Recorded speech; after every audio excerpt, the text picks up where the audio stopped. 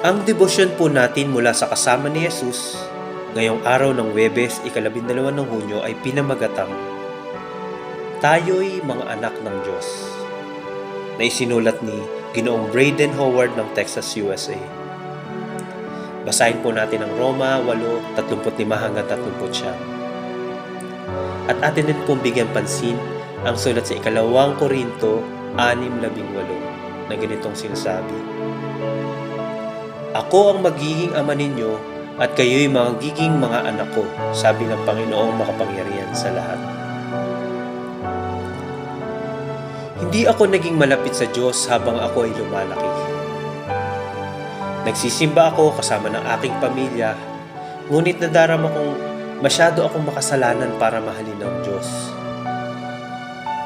Lalo akong napalayo sa Diyos dahil sa pakiramdam ko'y hindi ako karapat-dapat. Kung minsan ay may baseball game ako pag linggo at walang pag-aanilangan na mas pinipili ko ang baseball kaysa simbahan. Nang malaon nga, nagsimula na akong hindi pumunta sa simbahan kahit wala namang baseball game. At nang panong yun, wala na ang Diyos sa buhay ko. Isang gabi, napaiyak ako dahil napagtanto ko na kailangan ko ang Diyos. Pakiramdam ko ay malayo ako sa Diyos at binago nito kung paano ako makisalamuha sa aking mga kaibigan maging sa aking pamilya. Kaya nanalangin ako at humingi ng tawad sa Diyos. Binigay ko ang aking buhay kay Kristo. Ngayon, nauunawaan ko na walang kasalanan makapag-aalis sa pagmamahal ng Diyos sa akin. Mahal na mahal tayo ng Diyos, kaya ipinadala ng Diyos si Jesus upang mamatay sa krus para sa ating mga kasalanan.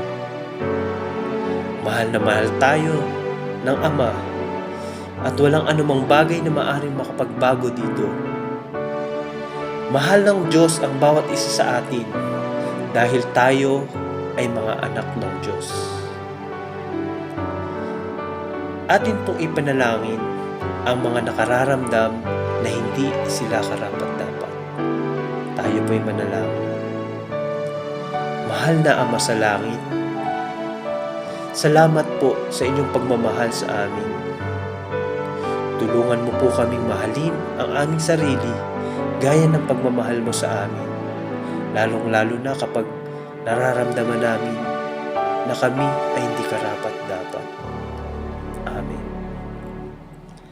Ang isipin po ngayong araw, walang makapaghihiwalay sa atin sa pag-ibig ng Diyos. Isang mapagpalang araw po sa ating lahat. Sa Diyos ang papuri.